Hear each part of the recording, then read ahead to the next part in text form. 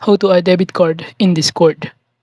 But before that, if you don't know what is Discord, it is a communication platform originally designed for gamers, but has since evolved into a versatile space for communities, businesses, and social groups, in which it allows users to create and join servers, individual spaces that can contain multiple channels for text, voice, and video communication.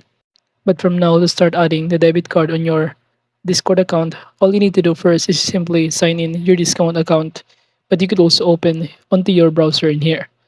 Since you will not be able to add a debit card using your Discord application on your mobile phone. So now after opening onto this web Discord, just simply click the settings option beside your username below here, and by clicking this user settings on the left side panel, just proceed by clicking the billing option right here.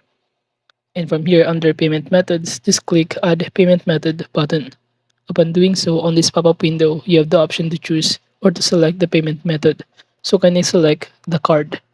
And after that, from here, all you need to do is simply enter your card number of your debit card, expiration date, CVC, and the name on the card.